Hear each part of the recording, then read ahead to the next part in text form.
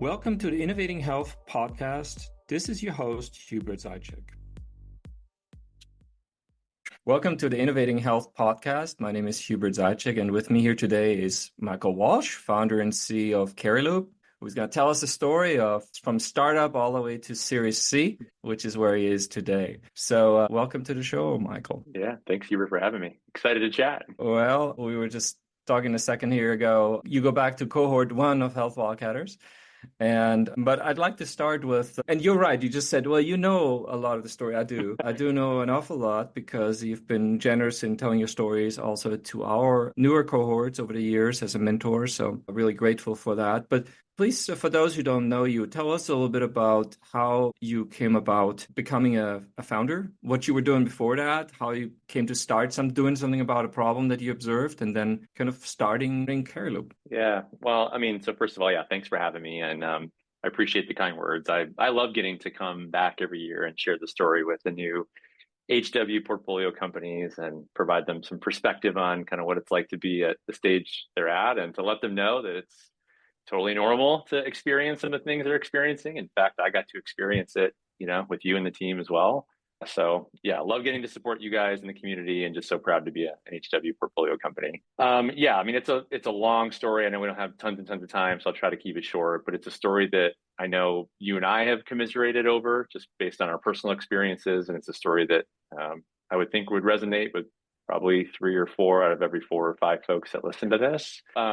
Taking a step like way back, going back in time. I'm originally from the Chicago suburbs. As you know, I moved to Texas in 2011. I had graduated from Purdue University. I studied business, finance, and economics, and took my first job working for a big global management consulting firm, Activity, which is part of Robert Half International. I spent those first 4 or 5 years of my career doing a lot of risk and management consulting and internal audit work, mostly within, the health and healthcare industries. So I was there during 2007, 2008, 2009 with the financial crisis. I was there working with a lot of health systems and payers and pharmacies as they were implementing the Affordable Care Act. So a lot of great experience, like in those first couple of years of my career. And it was during that time that my grandfather on my mom's side of the family had a brain aneurysm. And this meant that my mom, who was still a stay-at-home mom, taking care of my younger siblings who were all still in grade school and high school, meant she had to spend a lot of time up in Michigan with my grandparents to help caregive for them. My dad's working really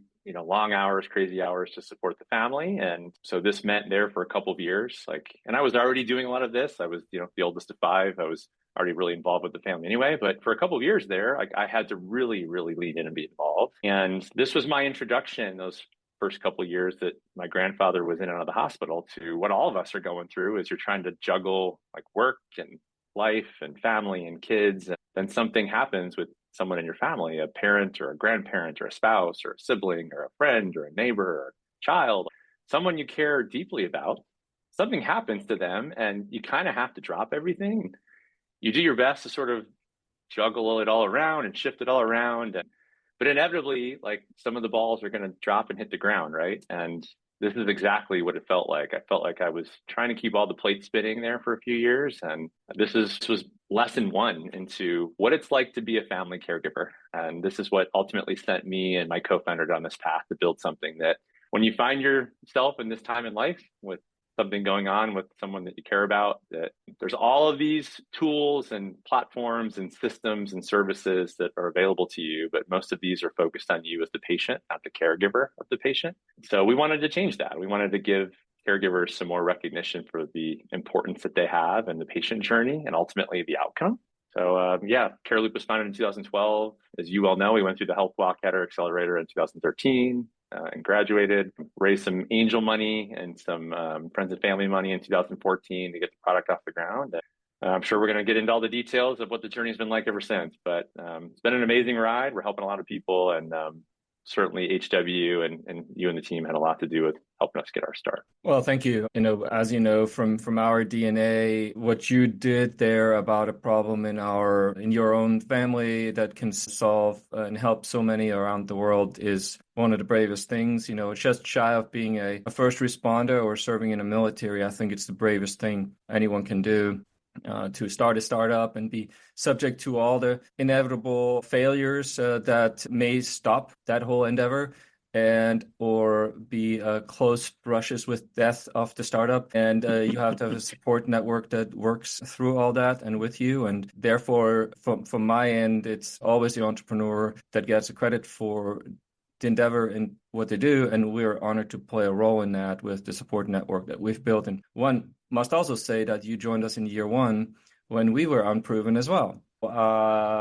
Maybe unbeknownst to you, there are a lot of things we didn't know, but we did believe we have the means to get you what you need, to connect you to some of the right people, and we'll get to jump into that a little bit later as well. Always love to hear the various aspects of what you found helpful and what wasn't helpful, or what you picked up along the way. But to go back forward on your theme, why don't we just at least explain a little bit about what Cariloop does, and possibly, if you want, you can add how it started and where it is now, because I know it's shifted a little bit, but the concept overall is still the same: help caregivers deliver and optimize care and help them have sanity along the way. Yeah, and an important definition is that from the jump here, the story is we're talking about family caregivers, not professional caregivers, right? So anytime we're having a conversation in a more healthcare oriented audience, like, we tend to think of caregivers as, CNAs or nurses or folks that are coming in and providing professional or clinical care.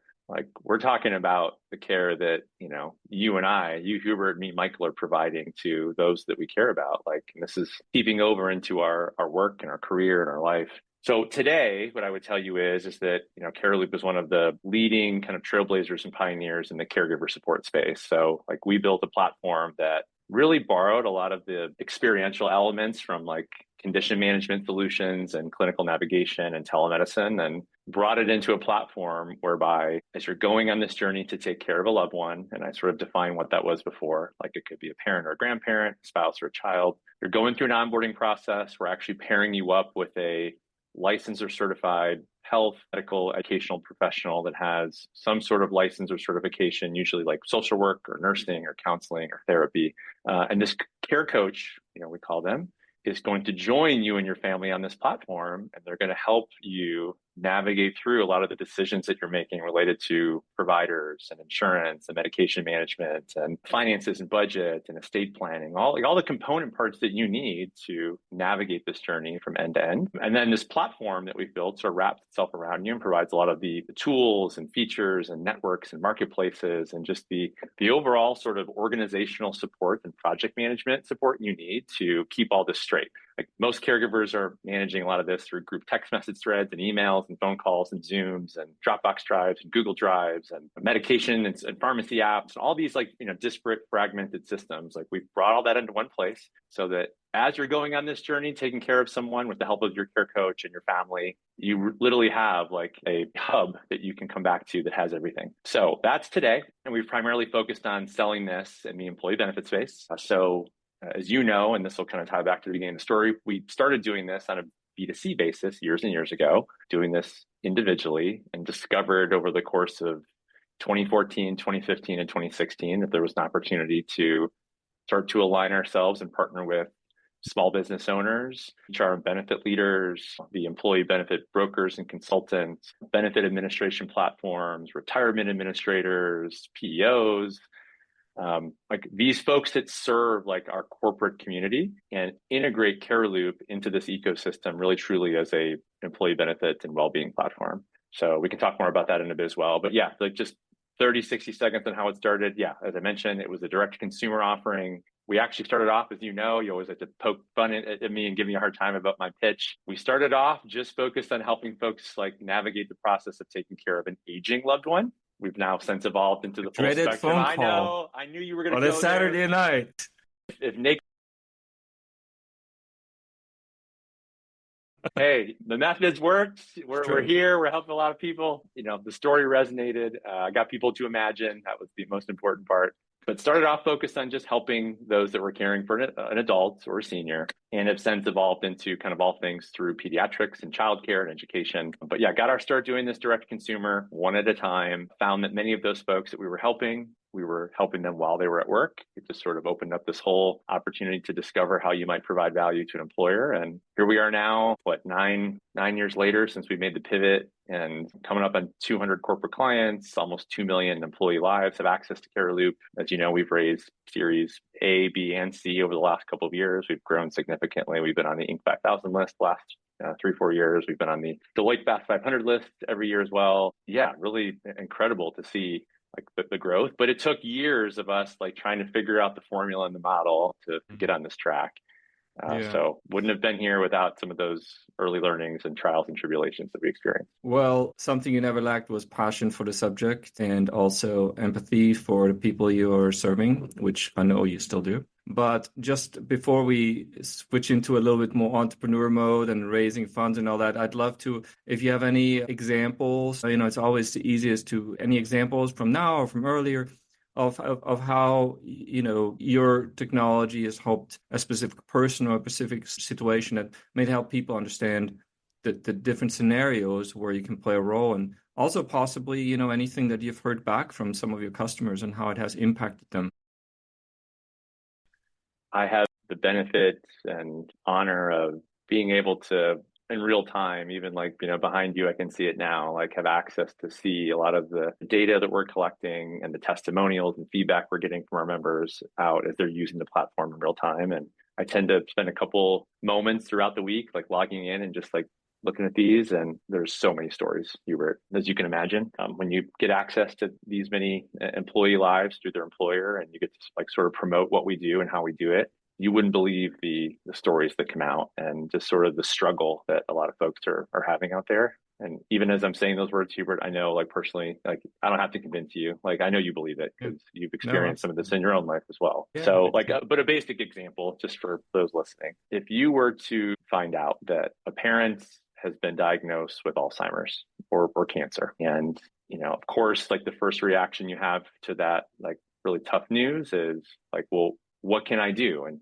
how can I do it, and where can I do it, and how much does it cost to do it, and what does this mean for my extended family and all of us who sort of want to play a role in this? You sort of find yourself at the beginning of a journey without a map. And even though most folks that set off to go on this journey are well-intentioned and smart people, the healthcare system in this country, as we all know, is very complicated.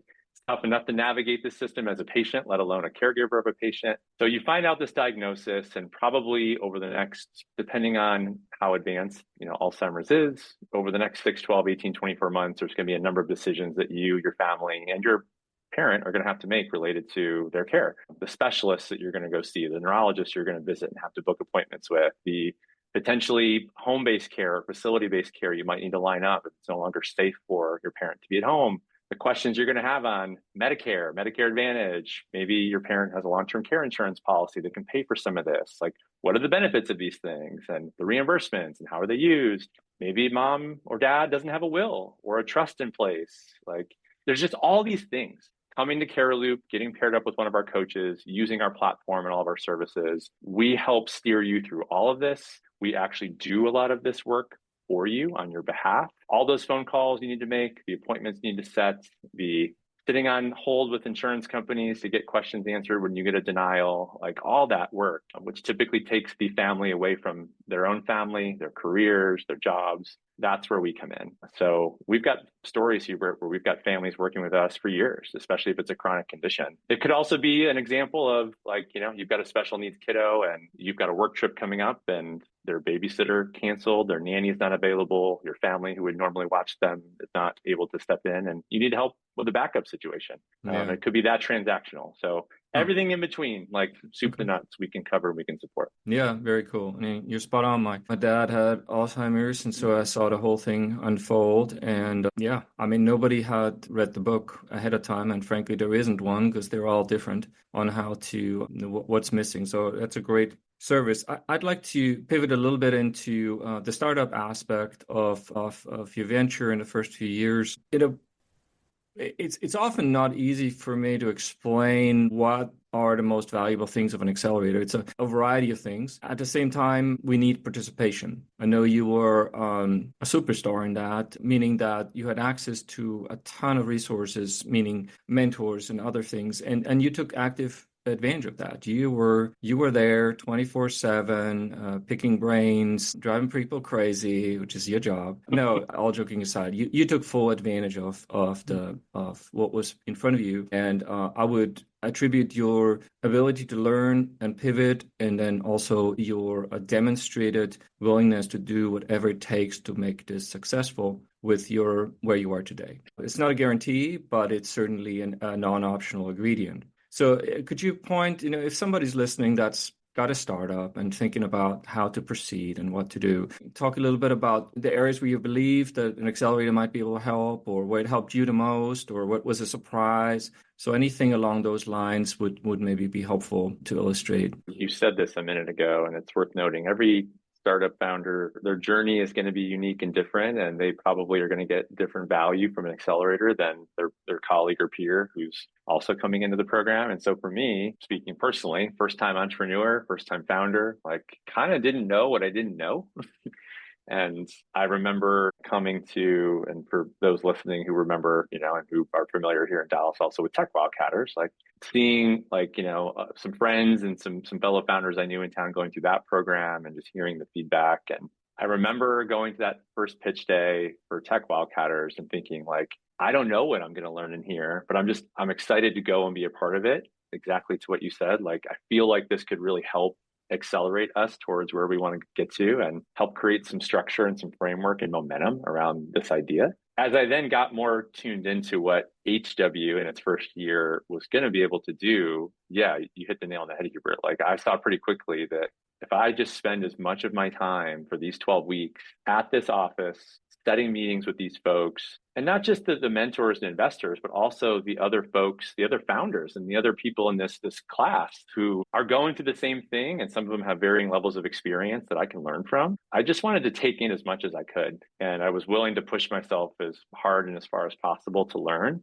I think it was actually after the first or second week there that I started getting pretty smart after the mentor speed dating that you guys do, which I think still to this day you do. Taking in all that feedback. And then like once I figured out how to organize all that feedback, I sort of took a step back and asked myself, like, what does success look like for me coming out of this program? And like, where do I want to be?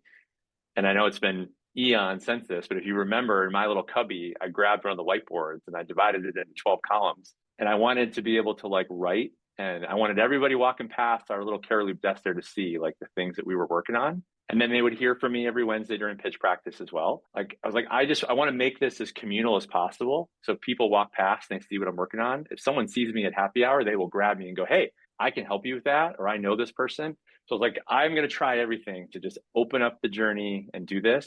As you know, too, I also started a meetup group in Dallas. I was doing a podcast in Dallas at the time. Like, I was just trying everything I could to just get me and our name out there.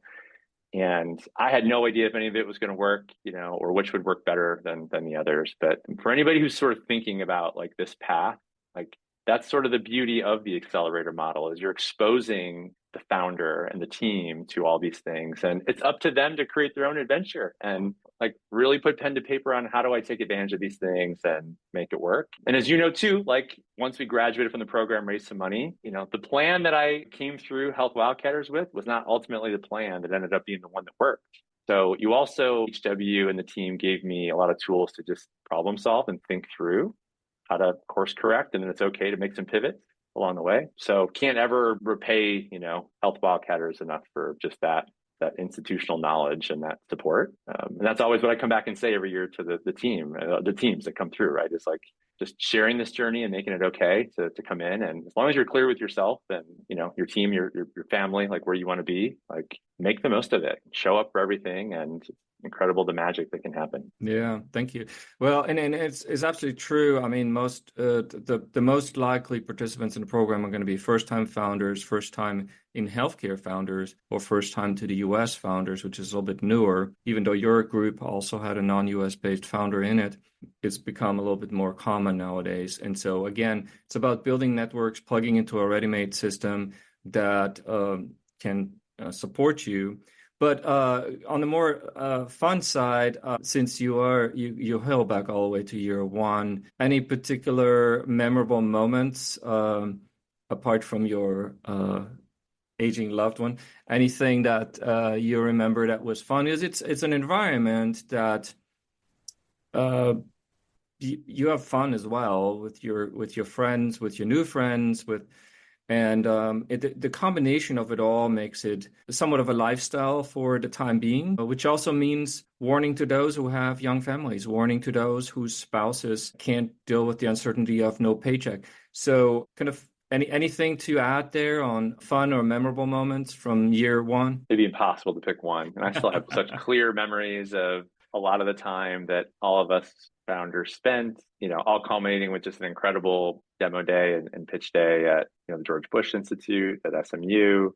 That day, I mean, you remember the energy in that room, like the place Yeah. was standing room only. It was the first one for you guys, for all of us, like just such a cool venue to be able to share our story. Yeah, What an amazing day that was. I mean, yeah, there were so many. I can remember all of us going to UT Dallas, here, I think you sent me a picture recently of like, all the yeah, booths that we had. And, I'm in my Cariloop t-shirt, got like big froey hair, and I'm there with like Nate and Nicole and Mark. Yeah, like yeah, there's just so many. And I remember too, like and I always give this advice to the groups coming through, like keep in touch with the other portcos and the other alumni, because these are people that are going to help you as you go. And I remember vividly several folks from HW that were my classmates, like helping me that first year yeah. after we graduated. So awesome time, like really incredible experience, and wouldn't trade the memories for anything. Yeah, no, it's got to be the right time, and you got to have the right attitude, and that's what we now that we get almost 700 applications, or at least last year we did. It's a process of elimination, and ultimately looking for people that have, well, to sum it up, the Mike Walsh attitude towards a startup, meaning I've got the passion, I've got the power, I'm gonna do this thing, but I'm not so full of myself that I say I know it all. I'll take all the help I can, and out of that mashup, I will make something that's gonna change the world, and that's what we're looking for in these startups. And not necessarily the most sexy thing you tackled there.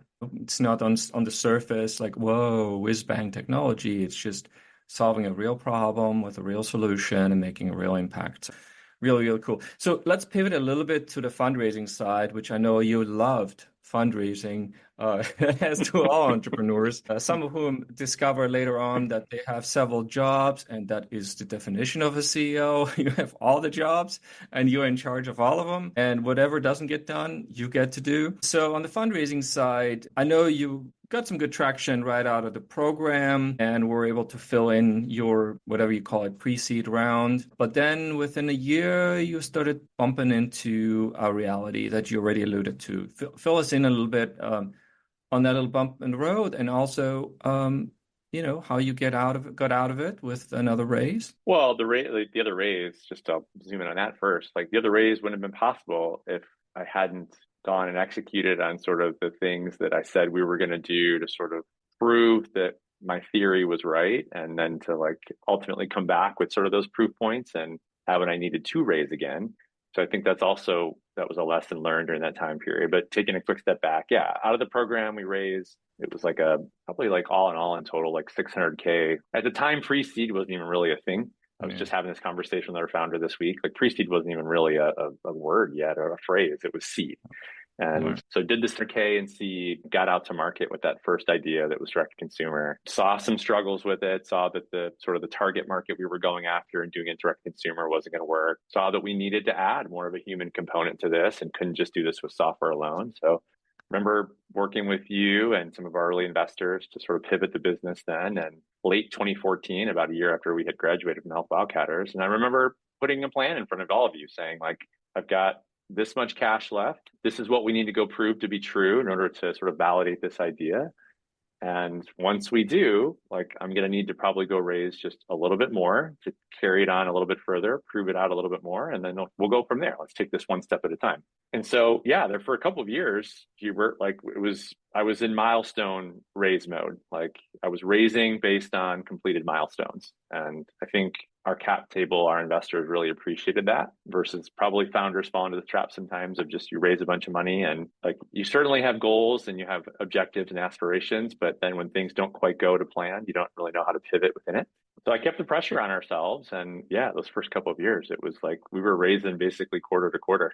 Like the first two and a quarter million that we raised, the average check size was like $25,000. So we were averaging a lot of checks just to kind of keep it going. But kept working, kept proving it, like all the way through really Series A, which we did a convertible note round right before we opened Series A, right before the pandemic. So made that seed money last like 4 years, like just to, like ran really lean and raised Series A. And then, now we've raised Series A, Series B, Series C really over the last like 3-4 years. So, yeah, like I learned a lot like those early years of just how to tell the story to investors, the metrics that they're focused on, the roadmaps they want to see, like the success measures that they hope are in place and want to see in place to sort of prove that there's value here, and ultimately like how you build and foster those relationships with venture and growth equity and strategics, such that one day, like you don't need their money now, but one day this is where we're going to be, and I'm going to call you, and I want you to sort of know the story before I get to you, so that when we get to you,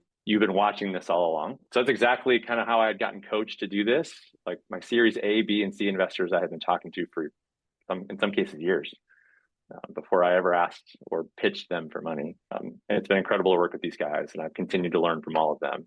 Wild ride, a lot of fun, learned a ton, still learning a ton. And yeah, again, it all sort of traces back to those early learnings, getting to come out of the accelerator and raise the seed money and get started here in Dallas. Yeah. Oh, great. So as you grew, you had to add people, and it's often not easy to transition from, your core team of 2, 3 people to 10, from 10 to, well, wherever you draw the lines, and to preserve the culture. I know you care greatly about that, as do I. Life's too short to build teams with or hang around people who are not of the same opinion. Both of you are gonna not enjoy it, so let's just have you excel elsewhere. So we're the same way, including our startups, by the way. But what would you say? How do you foster the mission-driven culture that you have while you're scaling your startup? I mean, you're having to deal with all these things, and then you're also hiring, and you need to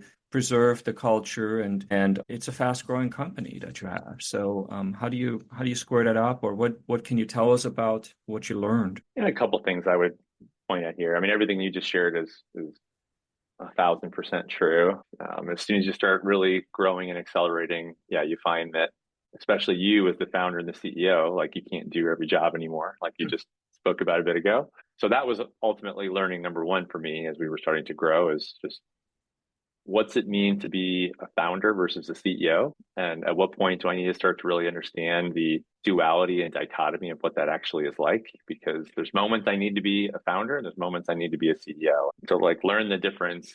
It took a while. Especially as you're growing. Your job description is being rewritten, weekly and monthly and quarterly. So I'd say that's been a lot of learnings, and that's probably a whole 45-minute podcast in itself. But then, yeah, I mean, you hear the adage about how important it is to pick the right people, and how important it is to pick people that are aligned with your company's core values and really are passionate about the mission and the vision, especially early on. Couldn't agree more with that. So I would tell you that early days, a lot of the loopers, as we call them, like the members of our team that were coming to us and excited to work for the company, were all people that had stories like you and I have. So they were coming in their first interviews or first conversations with us, sharing those stories and talking to us about just how much the work we were doing, how much it resonates with them, and how much they wish they would have had something like this. So looking for those types of folks that really get it and believe in it and are willing to roll up their sleeves and, not just do the thing that it's on the job description, but all the other stuff as well, and to sort of be there through that phase.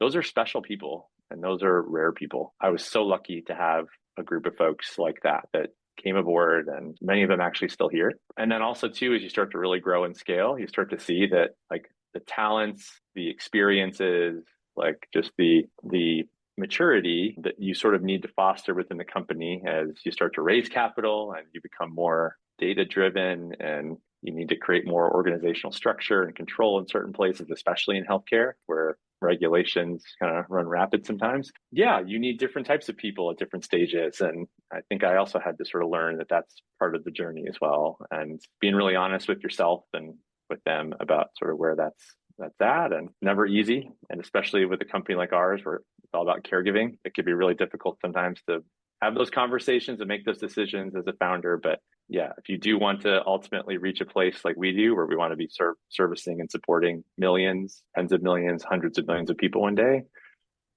those are the tough calls that sometimes you got to make. And I've been surrounded with incredible mentors and folks in my circle to help me with those moments. So lots of learnings along the way for sure. Yeah.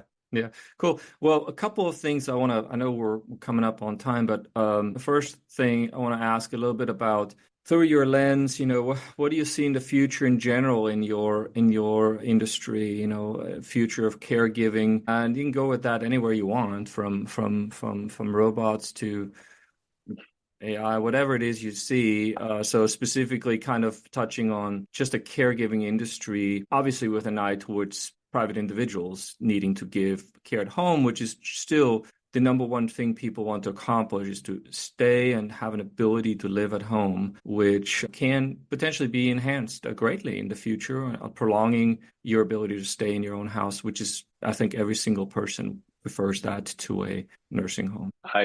Everything you just said, I totally agree with.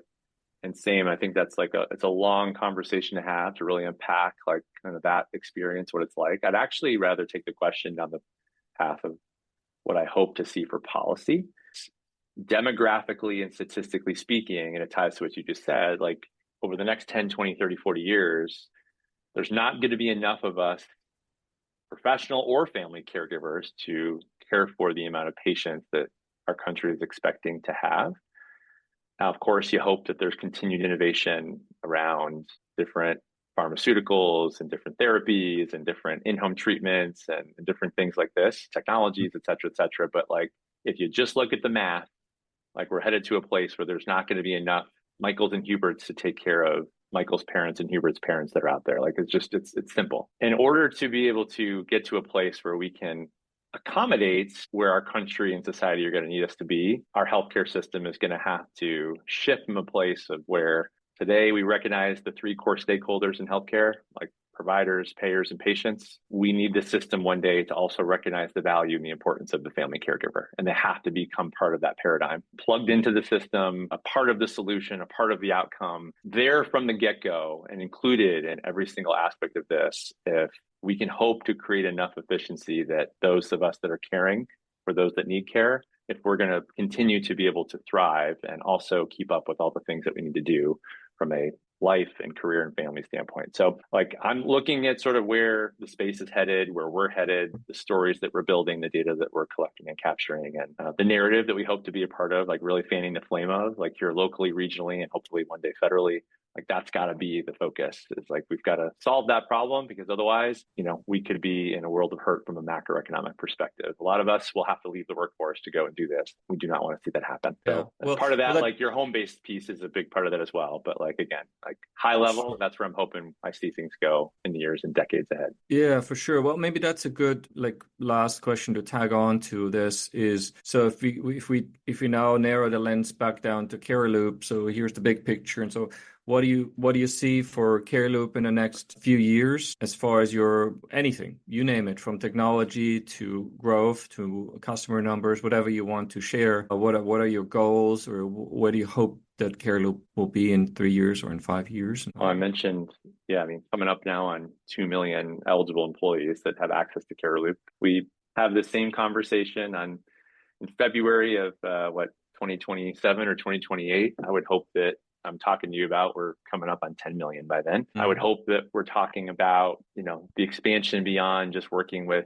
employers and starting to work with other organizations and verticals where caregivers and parents are turning for help and not finding resources or tools like the Cariloop to support them, that we're getting into those areas and finding partnerships and coalitions that we can really align with and grow. I would hope that we're telling you that we've done a bunch over the last couple of years expanding internationally.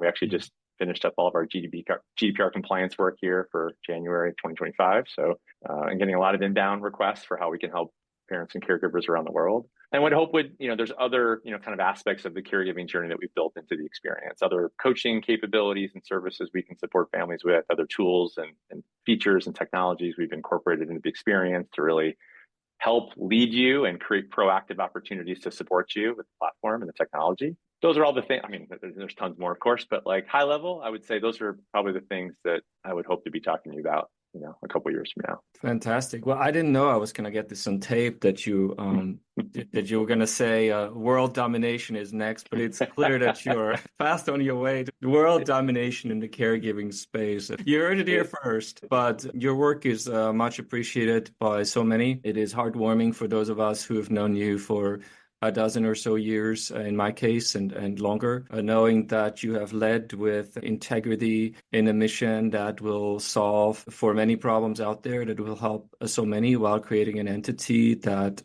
establishes value and creates value for those who put their hard work and time and effort into it as well. So we're, of course, super excited for all that. But ultimately, as always in healthcare, the bottom line is seeing what you've created have an impact in the world while creating, of course, also impact on the financial bottom line. So this will help many people have better life, better situations, and solve many problems. With that, thank you, Michael Walsh, CEO of Cariloop, for spending your harder time with us today. My name is Hubert Zaitchik, and this is the Innovating Healthcare podcast. Thank you for tuning in to today's episode of the Innovating Health podcast. Be sure to follow, give us 5 stars, and subscribe to stay updated to the latest cutting-edge innovations and revolutionary ideas shaping the future of healthcare.